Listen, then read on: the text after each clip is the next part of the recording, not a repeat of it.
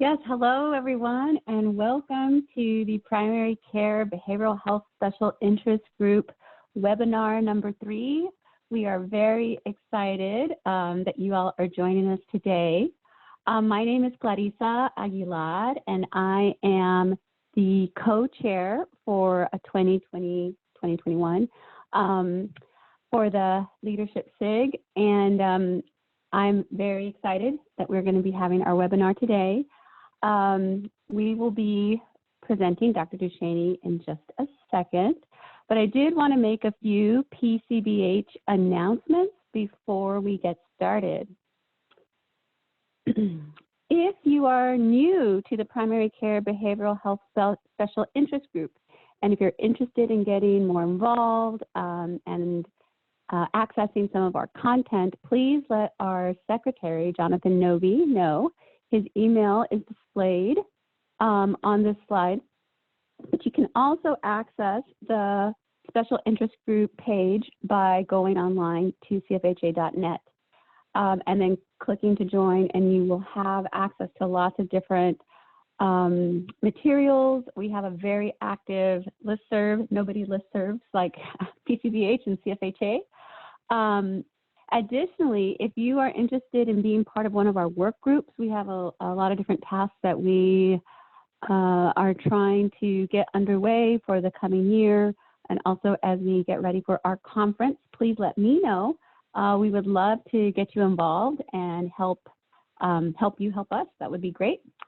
The other announcement is we have a Serving Latinx Population subgroup that is housed under the PCBH Special Interest Group. And this is an initiative that is very close to my heart and something that I feel really important about. We will be hosting a webinar also in the month of June. It'll be June 24th at 1 p.m. Central Standard Time. We hope you can join us for that as well. The focus of our Serving Latinx Populations is specifically that. We do things in Spanish, but anybody that is interested in serving Latinx populations should join us. Those are the announcements that we have. I'm going to hand this over to Haley Van Cirk. She is our new co-secretary, and she will be introducing, Dr. Duchesne. Okay, Haley. Hello, everyone. My name is Haley. I use she, her pronouns, and I'm happy to be the co-secretary for the PCBH SIG. I am extremely excited to introduce the presenter today. So Kelly Duchesne uses she, her, they, them pronouns, is a licensed psychologist and senior advisor in the education and clinical practice at Howard Brown Health, an LGBTQ federally qualified health center in Chicago. Kelly completed a postdoctoral fellowship in integrated care at the Center for Healthy Communities at Wright State University and was a member of the American Psychological Association's task force that published the practice guidelines for working with transgender and gender nonconforming people in 2015.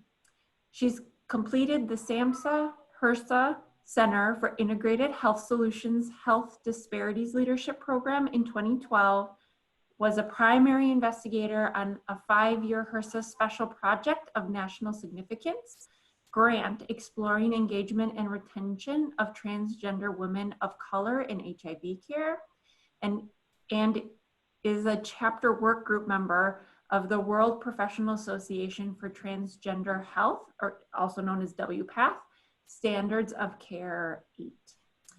Additionally, I have the privilege to work with Kelly over the last 4 years. I have watched her center the needs of the LGBTQ community in practice and research, elicit feedback from really large groups of team members. I've seen her manage at least 250 pieces of feedback at a time, which is just ginormous, and advocate for agency frameworks, including trauma-informed care, harm reduction, and equality. She's clinically creative and considers patients' worldviews and health beliefs in her treatment and consultation with providers.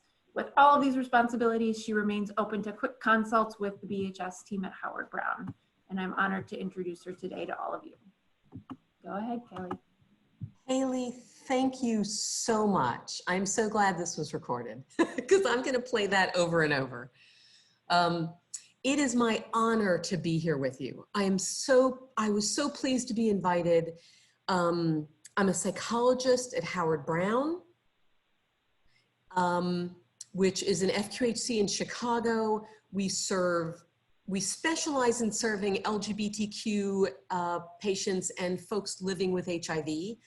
And while I do some traditional face-to-face therapy, or really now teletherapy, I also have served as a behavioral health consultant in our transgender clinic for years. So I am deeply appreciative of the BHPC work that everybody connected to this organization does. So thank you very much.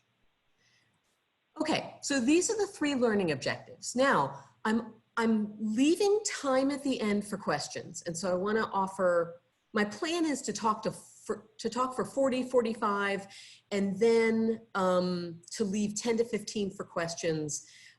Glad to answer anything. And I've got my email at the end. I'm also more than glad to support later.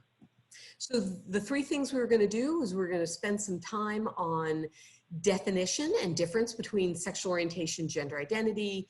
I'm going to talk some about unique healthcare needs of LGBTQ patients, as well as some things that you can do that are going to start to build trust with this patient population and may increase disclosure, which we know is so critical.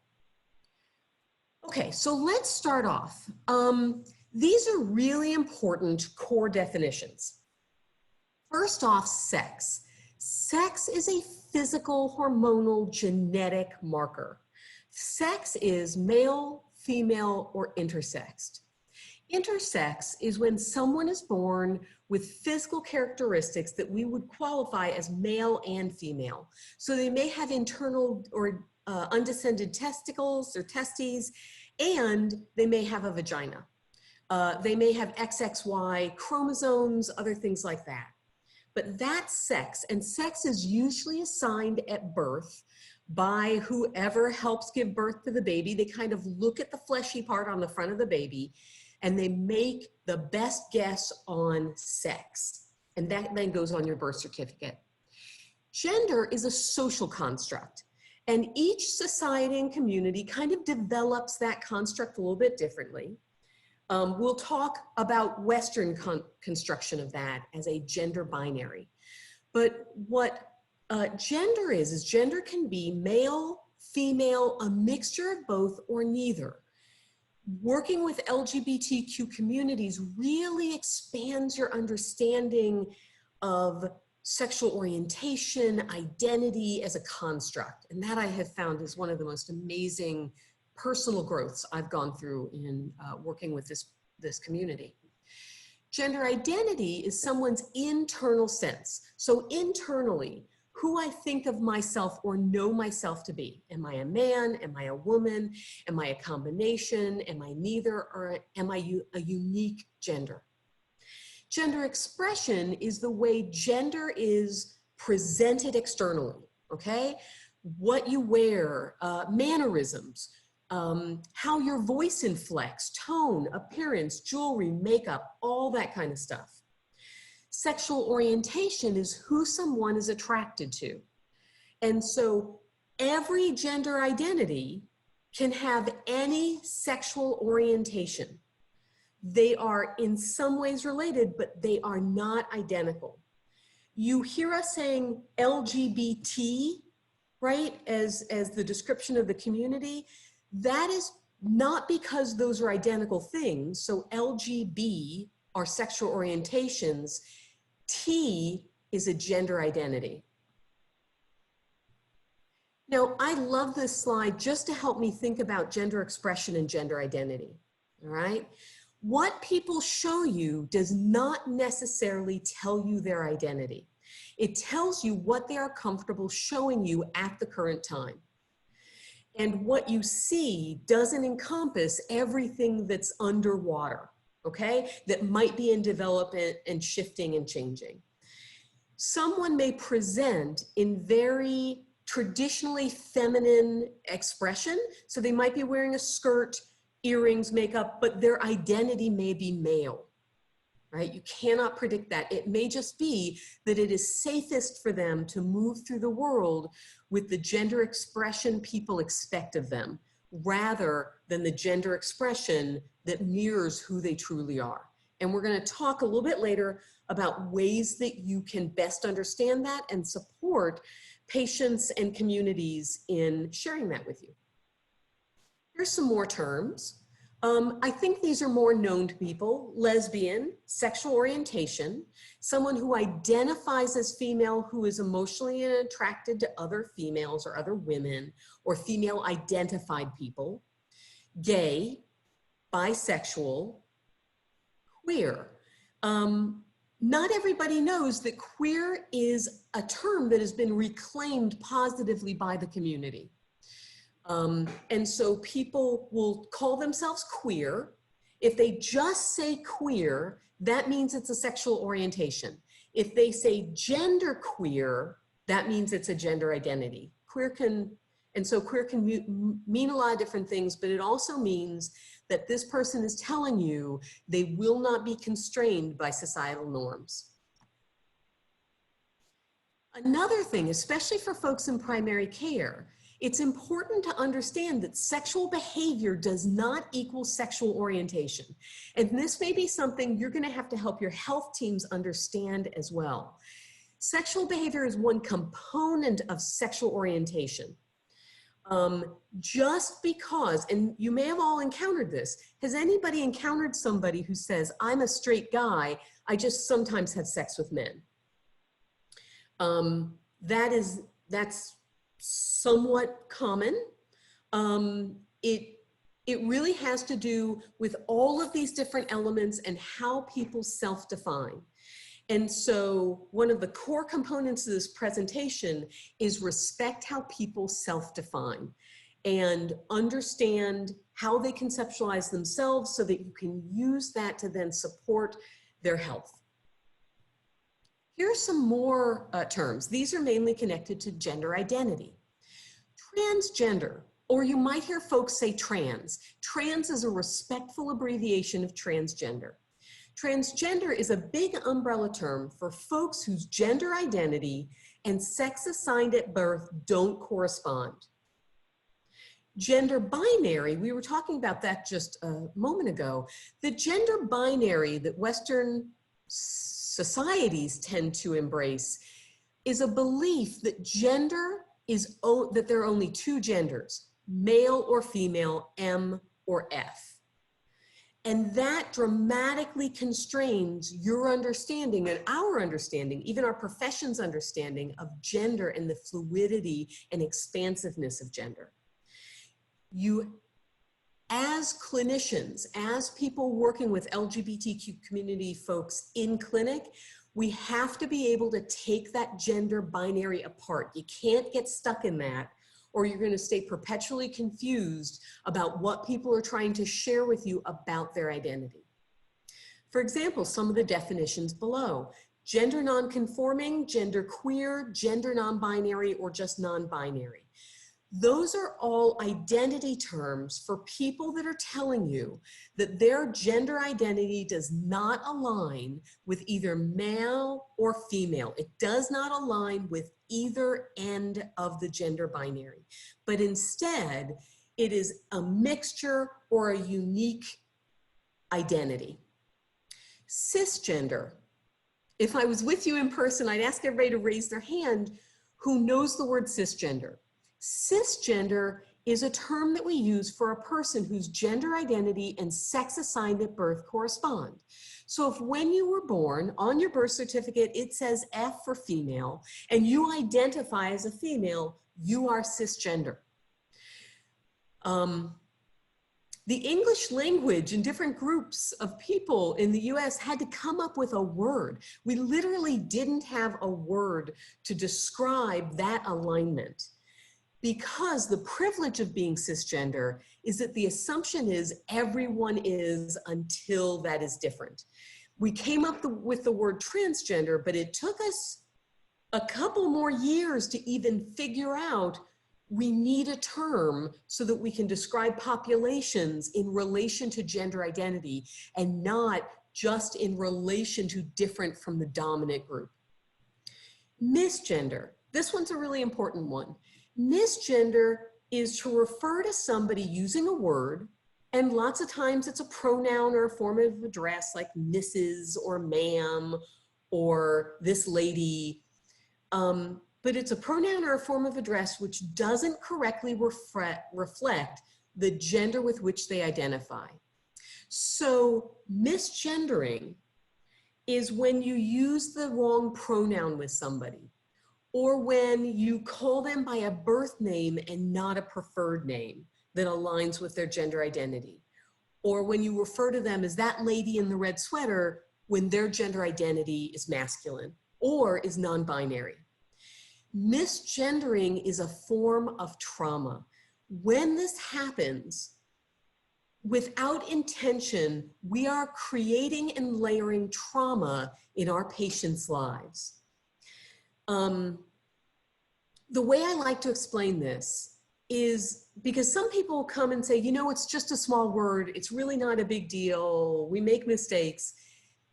I try to help folks think about it like somebody who has gotten a really intense sunburn or burned their skin because they dumped boiled water on it. If you touch that skin, even really gently, that is going to significantly hurt because it's so raw from injury. That is what misgendering is like. And so all of the efforts, and we'll talk about techniques to do that, all of the efforts that you can do to respectfully communicate with people and not use incorrect pronouns or names or make assumptions about identities, that will so enhance the trust that people have in you and your care team and the care that you can provide. Here's some information about LGBTQ people's experiences in healthcare. Now, this is pretty recent, this is 2018. But take a look at this. The blue is LGBTQ, okay? So that's sexual orientation. The orange is transgender. Now, because transgender people can have any sexual orientation, it is possible that they're in both, or vice versa. But take a look at this. On the first one, a provider literally refused to see them because of sexual orientation or gender identity. Almost 30% of the adults that offered information in this survey said that. 30% of trans folks, and it looks like about 8-9% of LGBTQ folks.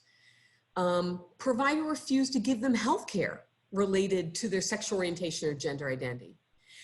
Provider intentionally misgendered them, refusing to recognize family, including a child or a same-sex partner, harsh or abusive language when treating them, or experienced unwelcome, unwanted physical contact from a provider. These are incredibly high numbers from a very recent survey. I'm going to tell you about another survey later on that was a survey of almost 29,000 transgender people, and you see numbers very similar to this. Here's some of the data from that. You'll see the citation, it's James 2016. 33% of the people that completed the survey had had a negative experience with a healthcare provider in the past year. Think about how large that would be if we expanded that to ever. 23% of folks would not go see a doctor even though they needed to because they were scared of how they were going to be treated because of their identity. 40% of the folks responding to the survey had attempted suicide at some point in their life compared to 4.6% of the US population. And what I always remind folks of is those are the people that are still alive to answer the survey. 82% of the trans population that responded to the survey had seriously thought about killing themselves at some point in their life, and 7% had attempted suicide in the past year, compared to less than 1% of the US general population. So this community is coming into you with burns already, with layers of trauma that will be activated with misgendering or mistreatment or assumptions. All right, so here are some of the things I recommend to build trust and to establish respectful communication. First off, avoid assumptions. Now, our brains are built to assume as much as we possibly can, right? They are built to stereotype and to categorize so that we can move past information we're already familiar with and go to the unique or the new information. This means that you have to pause and interrupt your feelings and assumptions. So assumptions are embedded everywhere. For example, Howard Brown spent some time revising some of our documents in our EHR. And one of the documents was just a general history taking for younger clients, right, for kids and adolescents.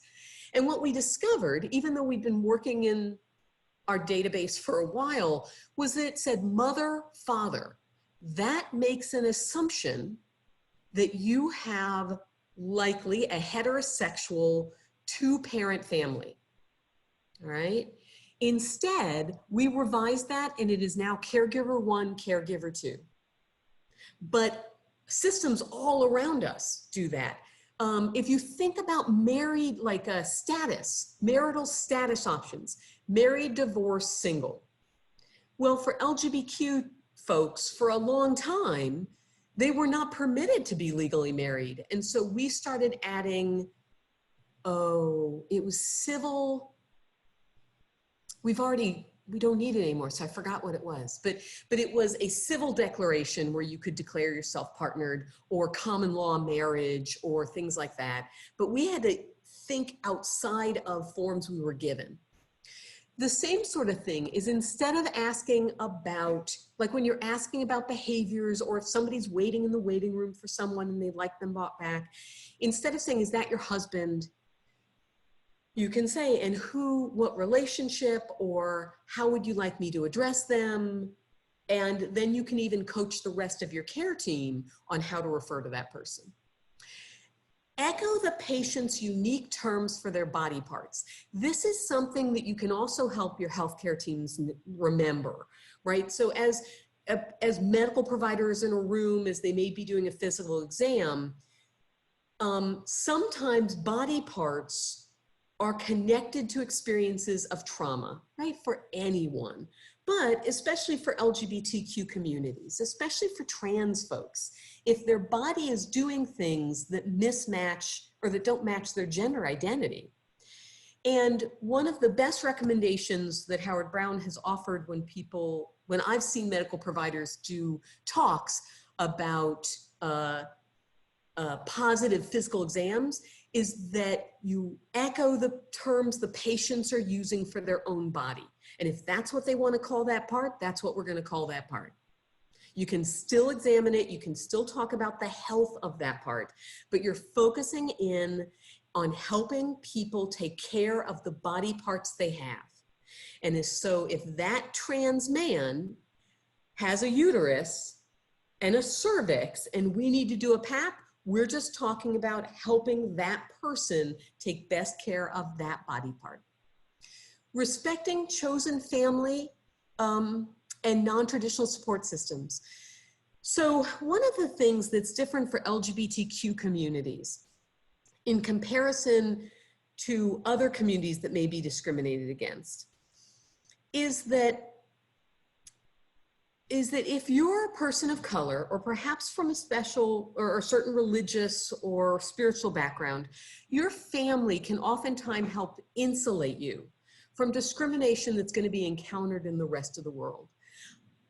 That is not that common, or it's not as common for LGBTQ people, because sometimes the families of origin are the people that are doing some of the most intense harm.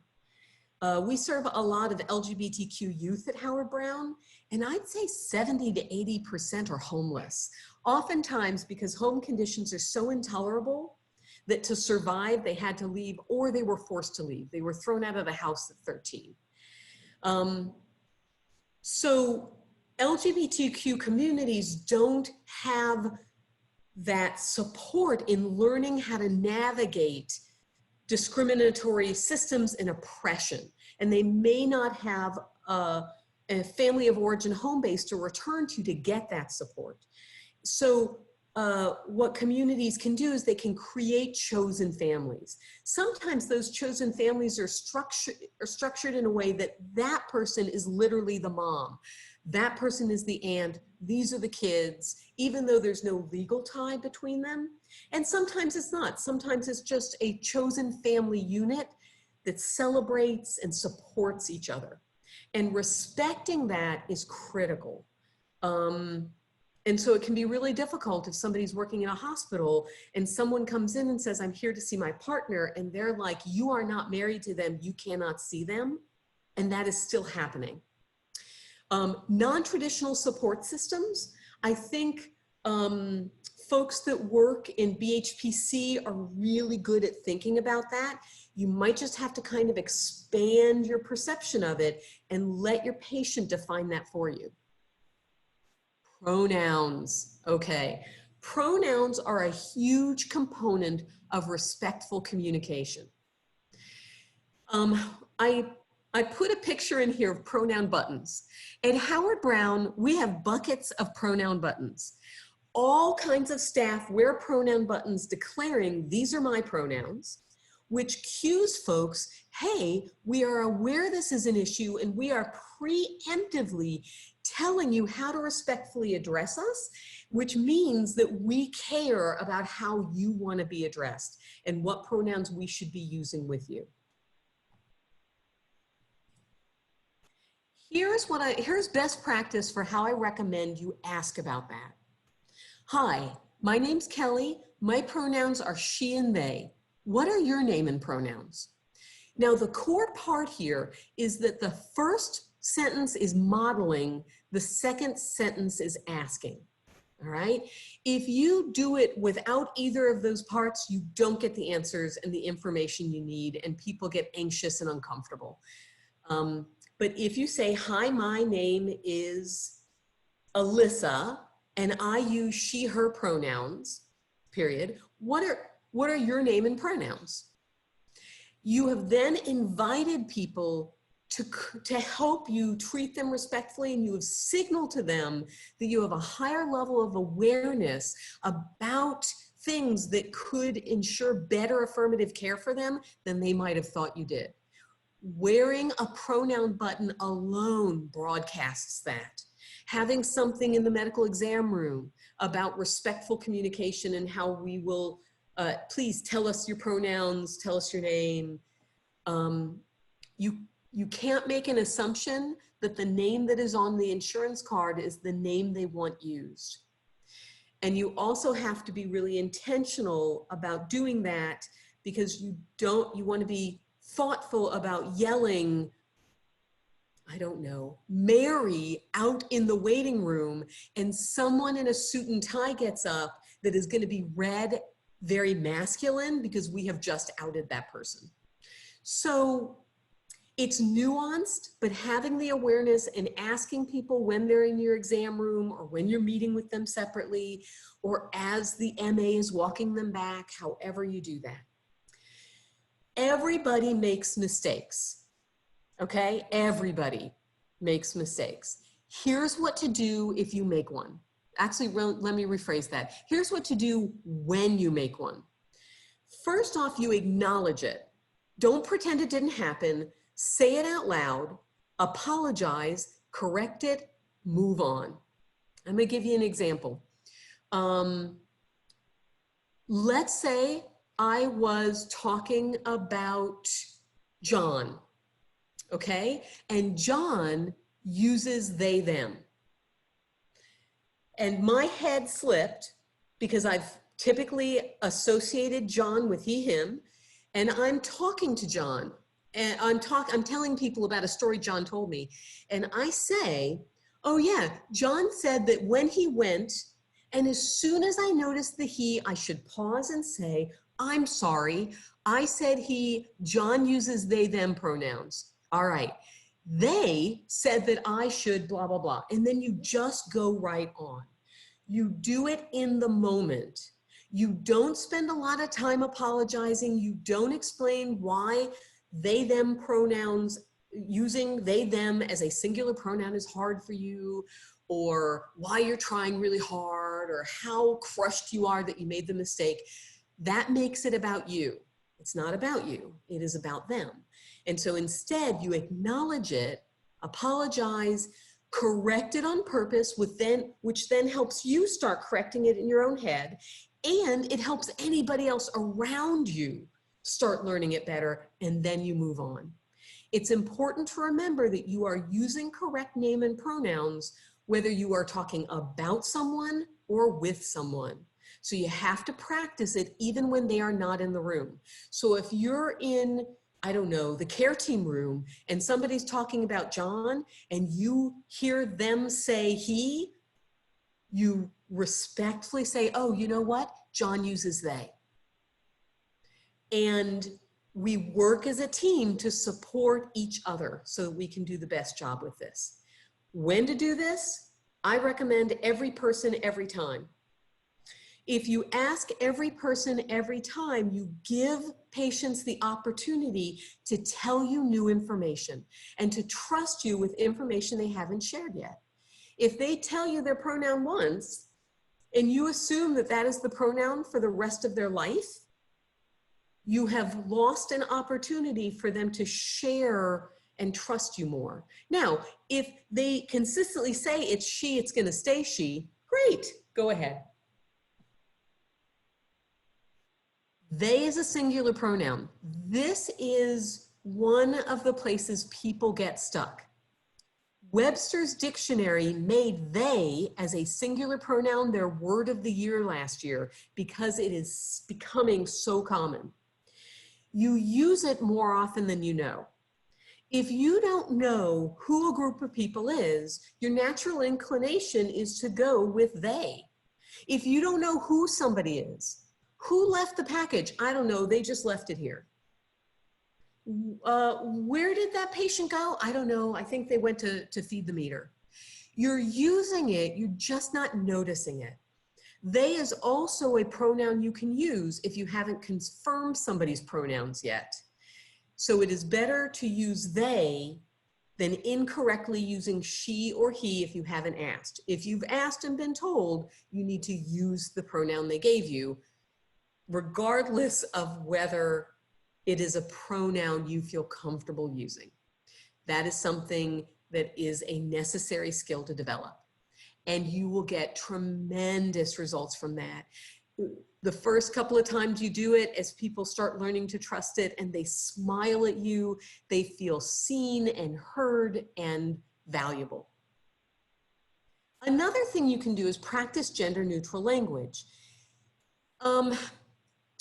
That is language without gendered pronouns. So instead of the woman in the red shirt, you can say the person. Instead of ladies and gentlemen, sir, madam, you say everyone, friends. Now, I'm not saying that you can never use sir and madam. You cannot start with it. So if you start up and use that because you're used to that being a respectful term of communication, if you say, hi, sir, my name's Kelly, I use she and they pronouns. What's your name and pronouns? You have already dictated that you have read them as masculine, and for them to contradict you is going to be really uncomfortable, even if they use different pronouns. So you can activate ma'am and sir, but not until you really know the person well, and you can communicate respect with your tone until you learn. I mean, until you know what pronouns and whether you need to go ma'am or sir or not. They've developed, so you know Mr., Miss, Ms., and Mrs., although Mrs. tends to be used less often, maybe with some of our older generations. There's now a MIGS, MX, and MX is a title for someone that is not gendered and for someone that is non-binary. You don't see it a lot, but I thought that was kind of cool. All right, For your patient chart, try to think about how you communicate that or how this can be tracked in your chart. At Howard Brown, we have alerts, flags, pop-ups. We also have a place in our appointment module where it says patient appointment. We put name and pronouns in there and it follows every appointment, but we have to remember to hover over it to pull that out. What this does is this helps support you and helps the rest of your team and your organization know how to respectfully communicate with folks too. All right, so I have found this helpful, right? Sometimes you get a patient presentation that you don't quite understand because you're trying to be as welcoming. They might have just met you, you're trying to be trustworthy and supportive, but you're getting reactions you don't quite understand. Here are some potential reasons that you may be getting these presentations. First off, people may be very reluctant to disclose information about themselves, their bodies, their identities, their families, their kids, until trust is built.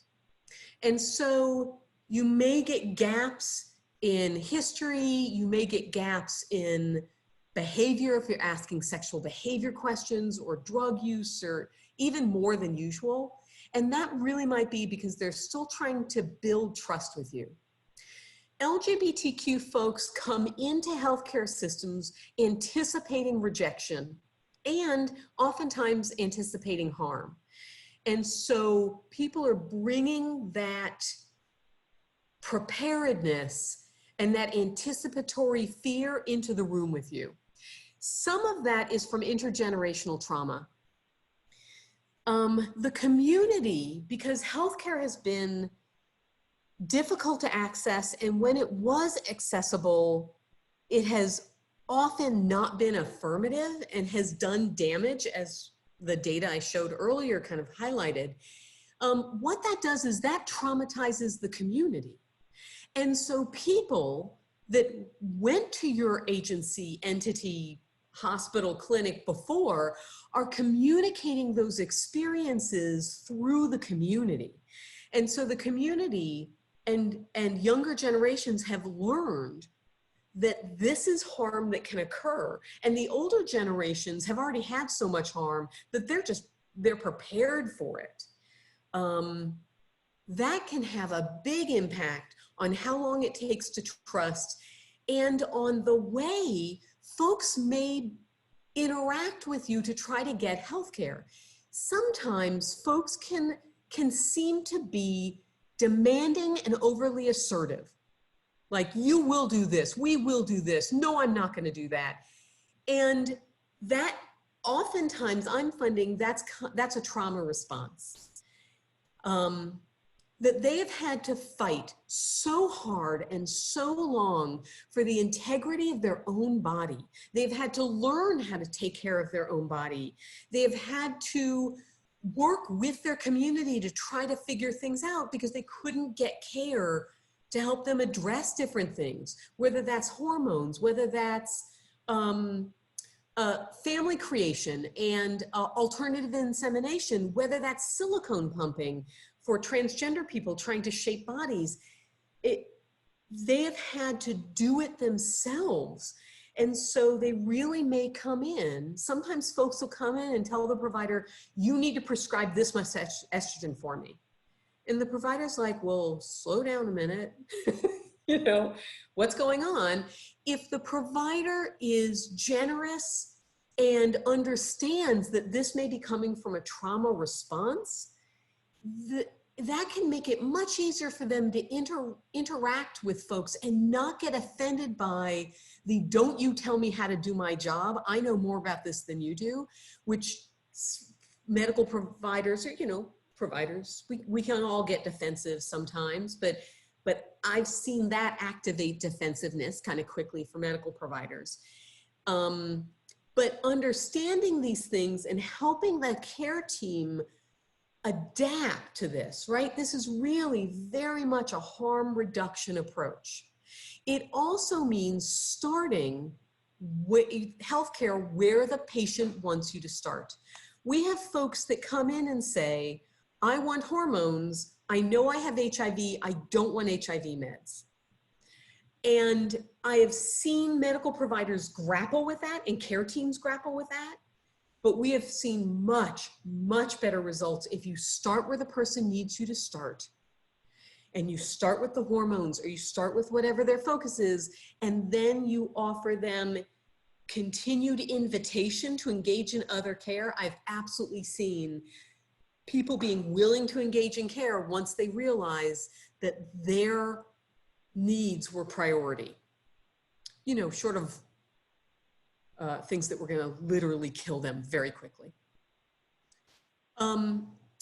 Recognizing unique healthcare needs. Trauma-informed cervical cancer screening, all right? This is a really tricky one.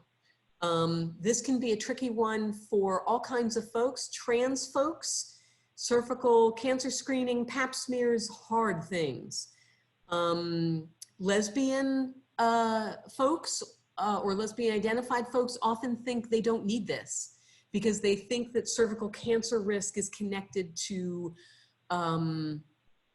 heterosexual or penis vagina sex. Folks need access to gender affirmation surgeries and advocacy to demonstrate medical necessity to insurance companies and to surgeons and to other entities. Prior authorization support when gender markers on insurance conflict with the care you're trying to provide. I cannot tell you hundreds and hundreds of folks, if not thousands, I would bet, at Howard Brown have had hormones denied because the insurance card said M and we're trying to prescribe estrogen. And if we think it's hard for us to navigate formulary lists and insurance systems and calling Walgreens and trying to talk them through it and trying to motivate people to advocate for these patients, think about how challenging it is for patients themselves, as well as health disparities. And I've got a whole list of them. I'm not going to go through them, but you'll notice it's a range of different things. And we've talked about several of these already. Okay, navigation support for respectful care in outside systems. So it's also our responsibility to help them navigate or help LGBTQ patients and communities navigate through systems we refer them to, right?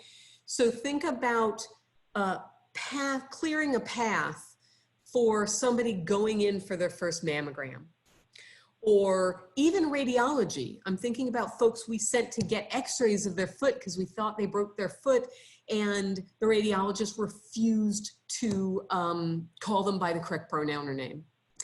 Family creation support. Depending on the body parts they have and the mature eggs or sperm they have, there may be really creative family creation opportunities, but they may need your help and the care team's help in implementing that or in connecting to services that can help with that. Documentation, communicating with insurance, getting letters that help people kind of move through society or travel. Passport gender marker change letters, PEP, PrEP, HIV care. Okay, and I'm running a little long, so I'm going to move quickly for the next couple of slides. Profound positive impact of affirmative care. Research shows us depression and anxiety go down, well-being, health outcomes, and disclosures go up. And if we have time in the questions, if this is something you want to talk more about, we can talk about the balance between helping stabilize patients enough for them to get hormones and surgery, while at the same time recognizing that sometimes hormones and surgery are a critical component for them to even become more stabilized. It's a delicate balance, but it's unrealistic to believe that everyone needs to be stabilized before they move forward with care, because some people truly cannot stabilize. We can't get the depression, the anxiety, the substance abuse under control until they are in a body that is better aligned with who they are. Okay, ways to advocate for LGBTQ folks. Ask patients what their priorities are. Prepare your team for respectful communication. I've talked a lot about that. BHCs and behavioral health team members, beautiful. We are in a perfect position for that. Affirmative pathways outside, develop affirmative referral lists, and you're gonna have to hunt for some of these. Places that will respect the patients we send there. This one surprised us when we realized this one too, interpreters. In some languages, communities, I have run into circumstances where interpreters have told me that what the person is saying makes no sense and they will not translate the pronouns or the language as the person is asking them to because it conflicts too much with their cultural pride and understanding. I've literally once had an interpreter say, she's saying this happened to her, but that's impossible. That doesn't happen in El Salvador. And I'm like, oh, okay. Prepare your system for the extra care and coordination and patient navigation team that these communities can take, because most systems are built for straight cis people. And so it doesn't even occur to them that they're being disrespectful or harmful or creating trauma because they're not thinking about it that way. But that's what we do to help. Here are some resources, some websites, a place to practice with hormones. I put down a TV show and a beautiful little podcast. Pose is a network TV show that does a wonderful job teaching you about trans community. It's set in the late 1980s, and so it's got a lot of HIV and AIDS content when the HIV epidemic was, I don't even have words for how brutal that was, but it does teach you a lot about trans lives. How to Be a Girl is a podcast about a mom who identified that her kid was trans and the impact it had on the marriage and how she and her kid have kind of grown across time and what that meant for the kid being in school and how could the mom protect the kid and the resistance that the mom went through at first around this awareness. Guidelines for psychological practice from the APA, really comprehensive, and it's got a glossary as well. And there's a citation for the big survey I mentioned. And then just references at the end. So that's it. I'm really excited that I got to share that content with you, and I'm open for any questions that you'd like us to play around with.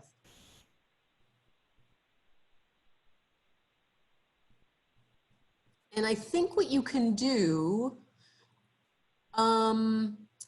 should I stop sharing the screen so somebody can monitor chat? I don't see chat.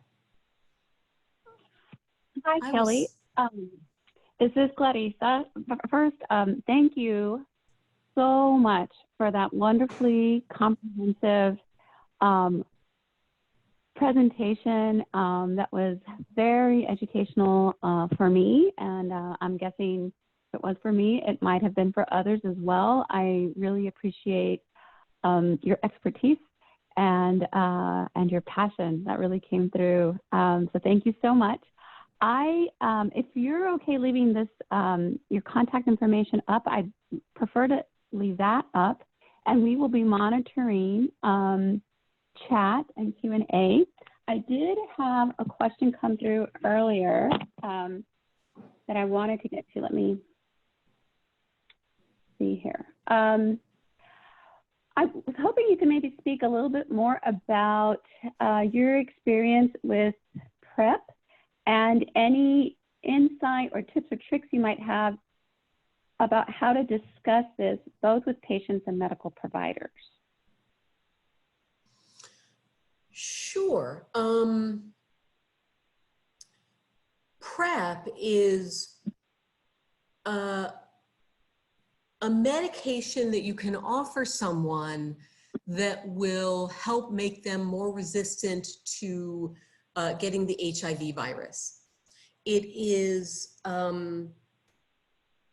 it's a medication that folks take, and it is their way to be proactive in protecting themselves.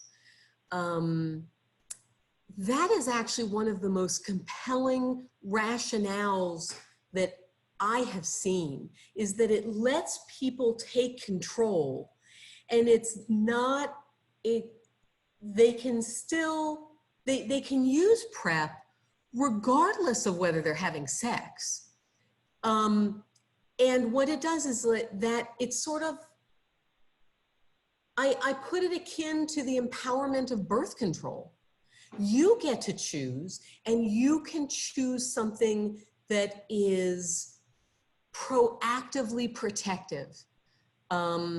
If PrEP is taken correctly, and there's lots of amazing resources on PrEP that I'd be glad to suss out and forward. But if you're taking PrEP correctly, there's an incredibly low chance that even if you're exposed to HIV, that you will get HIV. Some argument that I've heard out there is that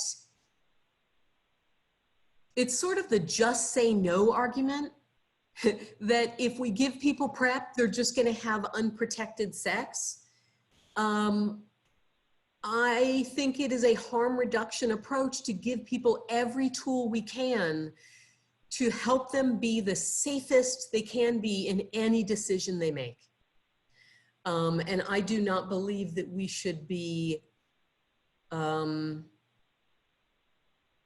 dictating or trying to shape people's decisions by what we will offer and what we won't. But I have found that to be really compelling, about that being a way that you can empower yourself towards health and safety. Thank you. Thank you so much. We do have a question and comment coming through on the chat. This is from Randy Gallimore. He says, thank you for your time. I have encountered a few individuals who have struggled with having made a decision to undergo hormone treatment and even surgical procedures. What would be a recommended practice of care? Well, two phases to that. So first off, the way we approach hormone prescription, right? Because we're an outpatient center, we don't do surgery, but we do support people accessing surgery, is that we let people know that starting hormones is an exploration in and of itself. That just because somebody started them doesn't mean they have to stay on them. And just because you've chosen to stay on them this long doesn't mean you have to stay on them forever. That we want you actively talking with us. Are you getting the results you want? Is this a good match? How is this fitting with your identity? Do you have the results you want? And would you like to stop taking hormones for a while? And we just encourage folks to stay in connection with us. Just stay in connection with healthcare, but we want to support you in attaining the results that are the best match for you. For surgery, we do our best to help talk through the impact of surgery, talk through recovery time, talk through, you know, all the aspects to that. If it is rare, what I can tell you is that it is rare for people to regret that they have taken those actions. We help people understand that those were the actions they took, making the best decisions they could. We also try to be super attentive to whether they're getting pressure from anyone else in their life to take those actions, because other people can be very invested in a patient presenting or defining in a certain way. Because if somebody presents as a trans woman, but really they're non-binary, their partner who identifies as a lesbian could be very concerned that their lesbian partner, that now if their partner's non-binary, that redefines the partnership. right? So now are they a bisexual couple? Are they, right? So other people in patients' lives have invested outcomes. And so we try to help people sort through that. We offer referral to therapists. If people are living in, if they are saying, this was the wrong choice for me, then what we do is we make sure that we get a really comprehensive, educated, experienced, integrated team to help them think through that. Because I've seen it go a couple of ways. I've had some people say, this was the wrong choice for me because they were struggling to manage the oppression, not because it was the wrong choice for their identity, but because they were so overwhelmed by trying to navigate the world. And that's very different than my body should not have breasts, I grew breasts. But integrated team, people with lots of experience. Even if you have to consult with them, if you don't have them right there. Thanks, Kelly. I two more questions. You can pick and choose maybe which way you want to go, but one, how has COVID-19 impacted the LGBTQ community and their health outcomes from your perspective? And maybe separately, how do you work with providers who may be hesitant to practice some of the things you discussed today? Oh, okay. Let me touch on COVID real fast. COVID has reactivated tremendous trauma for people who went through the 80s and 90s with HIV and AIDS. This is bringing up memories of that. That was a pandemic in the gay, primarily the gay community. And I've had multiple clients, colleagues, friends talk tearfully about how that is bringing all of that up. LGBTQ folks are actually quite frightened sometimes about COVID because they're scared that if they get it and go into more intensive care, that people will find out about their identity and will not take good care of them because of prejudice, because of implicit bias, because of whatever, and that they're going to die alone because their chosen family can't get to them, and that they can't get to their chosen family. They're not sheltering with them, and they are scared that their family is going to die without them being able to be in connection. And so there's a lot of fear, anxiety's up, panic's up, depression's up. But there's intense fear about not being cared for should they have to go into care systems. Helping providers, that's a whole presentation. I think... I'm sorry to interrupt real quick. I just kind of wanted to, there's another question that came through and I wanted to make sure we tried to get to it too, which is a little bit similar, different and similar, with providers and what are recommended steps for therapists in order to get, or in order to be a gender affirming therapist. Is educating ourselves as much as possible enough, or are there certain trainings we can also take? So if you can, I don't know, try to answer both. Sure. No, that one's an easy one to answer. The answer is yes. The answer is absolutely, you have an obligation to educate yourself. Go to some of the resources that I listed in the slides, because I know we're recording, and like hop onto the APA guidelines, right? As a behavioral health provider, it's gonna be language you know, and that is specifically designed for behavioral health folks with a heavy eye towards therapy. But there are lots and lots and lots of trainings. There are, well, we'll see if the conferences go online, but yeah, there's lots of training. like for example, I'm training a whole outpatient hospital behavioral health department in a couple of weeks. So you can reach out to me if you want suggestions. There are a lot of different systems that offer that training. Yeah, no, there are wonderful resources. That's why I even gave you some TV and a podcast. So that will start educating you. Yeah. Thank you. Oh, sure. And do we have one more minute for me to finish up the provider thing? Sure. Okay. I think so. What I would do is I would anchor it in helping the providers see that it will help them provide healthcare better. It will help the patient disclose more. It will help the patient be more collaborative.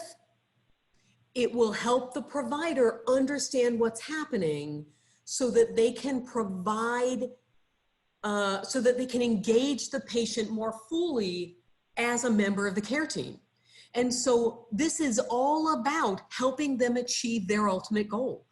It's going to require them to slow down and do some stuff that's different, but they don't want to just treat a disease. They really, I really do believe they want to treat the person. And to understand this and hold it, while also asking other care team members to help with some more support so the provider's not having to do all of it. The other thing you can do is providers can get educated by other providers. And so Howard Brown holds like a Midwestern health symposium where our medical providers are educating other medical providers on PEP and PrEP and HIV and a positive sexual history and all this stuff. And there are other places to get that too. Yeah. So, and I know we're 2 minutes over. And we may need to stop. I want to be really respectful of everybody's time.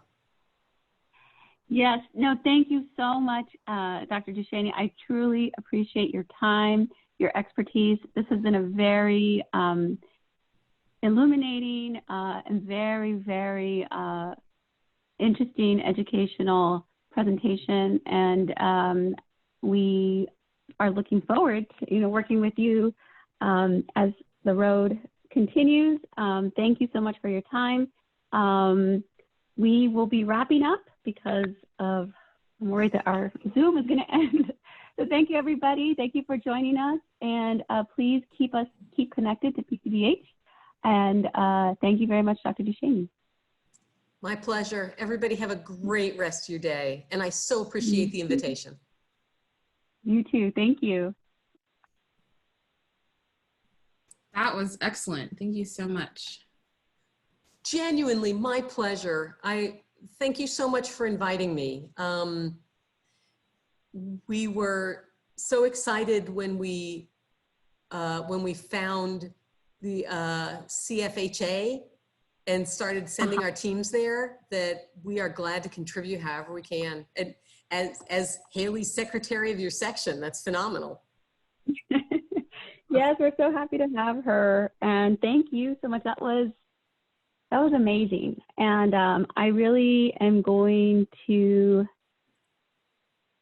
the only thing I kept thinking the whole time was like, I really need my care team to have tuned in. They weren't able to today, but I'm gonna kind of make it required, like a required part of our training. So important. So thank you so much. I really, really appreciate it. Oh, my pleasure. So glad. Great and exciting, fun, wonderful use of an afternoon. Good. I'm so glad. Some people enjoyed it too much because it's a little nerve-wracking for me, but you did a great job. It was amazing. Thank you so much. My pleasure. Y'all have a great rest of your day. You as well. All right. Take care. See ya. Thank you. Bye. Bye. Bye-bye. Right. Thank you, Leanna, for everything. You're welcome. I'll have the recording up hopefully by tomorrow, if not early next week. Okay, sounds good. Sounds good. Have a great rest of your day. Okay, you too. Bye.